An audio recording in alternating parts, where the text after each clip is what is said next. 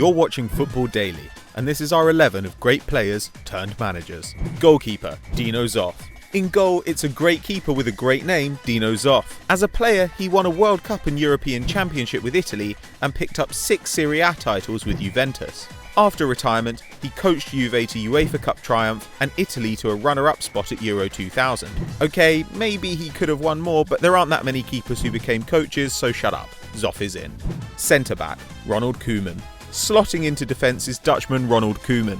The former centre-back has 3 league titles as a manager, but an incredible 8 as a player. Despite playing at the back, Koeman's set pieces and powerful long-range shot gave him a goal every 3 games across his career. That's a better strike rate than Alexis Sanchez, Franck Ribéry and Zinedine Zidane.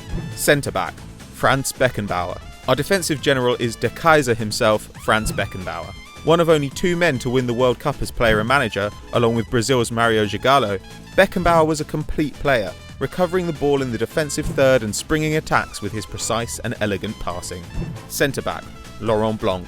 Frenchman Laurent Blanc took home a World Cup winners' medal with France in 1998, and as a coach he's taken Bordeaux and Paris Saint-Germain to the domestic title and twice been named French League Manager of the Year. Convincing Fabien Barthez to let him kiss his head on TV was a pretty impressive achievement too.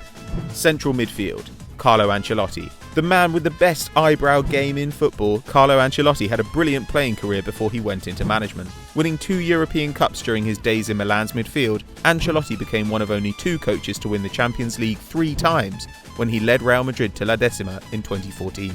Central midfield, Pep Guardiola. Pep Guardiola is such a great manager that you'd understand if his playing career had been overhyped, but the Catalan was a classy, perceptive footballer who ran Barcelona's midfield from his deep position of pivot and won La Liga 6 times. The first coach to win 6 trophies in a year, he may have lost his hair, but he hasn't lost his cool.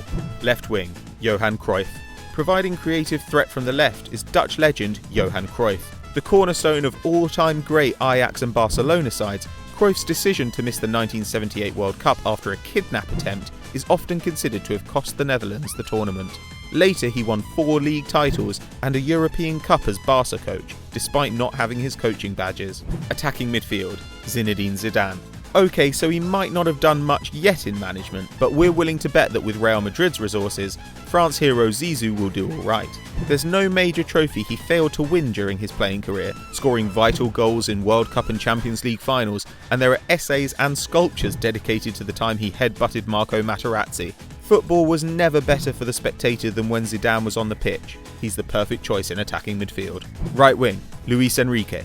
Barca coach Luis Enrique won the hearts of the Nou Camp when he left Real Madrid to join the Catalans in 1996. Back-to-back championships followed, and, after retirement, Enrique returned as manager after unspectacular terms at Roma and Celta Vigo. He went on to win 42 of his first 50 games and took the club to a League, Copa del Rey and Champions League treble in his debut season.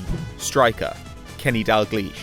Voted Liverpool fans' favourite player, our first striker, Kenny Dalglish, won 9 league titles with the Reds, 6 as a player and 3 as a manager. He coached Blackburn Rovers to promotion after 26 years in the English second tier and 3 seasons later took them to their only Premier League triumph. Despite signing Andy Carroll, Dalglish's 169 Liverpool goals guarantee that he will always be King Kenny at Anfield. And he did sign Luis Suarez too. Jupp Heynckes. You may know Jupp Heynckes from his treble-winning Bayern side of 2013, but he also won the Champions League with Real Madrid as a coach and played up front in the Borussia Mönchengladbach team that claimed 4 league titles in the 70s. A member of West Germany's successful 1974 World Cup squad, Heynckes was such a prolific finisher that 40 years on, he still has the 3rd most goals in the history of the Bundesliga. That's the sort of record we want in our 11. Subs, Didier Deschamps. Our first sub, former France captain Didier Deschamps, lifted the World Cup in 1998 and has quietly built a very good managerial CV. Under his guidance, Monaco reached their first Champions League final, Juventus regained promotion to Serie A, and Marseille won 3 successive French Cups. Now running the national team, Deschamps has a great chance to pick up a European Championship in 2016. Diego Simeone. 15 years ago, no one would have pegged hot-headed Argentina midfielder Diego Simeone as a top coaching prospect. But a decade and a half on, the black-suited Simeone has schemed Atletico Madrid to one of the most surprising La Liga triumphs of the modern era, and has built the club into a genuine European heavy hitter, as they reached only their 2nd Champions League final ever in 2014. Fabio Capello. Fabio Capello got a jump start on coaching at just 24 years old when he was allowed to decide tactics for Juventus while playing in their midfield. It obviously worked, because Capello has become one of the most decorated managers in the sport, winning La Liga twice with Real Madrid and Serie A with Roma, Juventus and Milan. That Rossoneri side went on to smash Johan Cruyff's Barcelona dream team 4-0 in the Champions League final. Kevin Keegan. Two-time Ballon d'Or champ Kevin Keegan was actually a reasonable coach, taking Newcastle, Manchester City and Fulham to promotion. We're not going to talk about his disastrous time in charge of England, but Keegan's undeniably a useful option from the bench.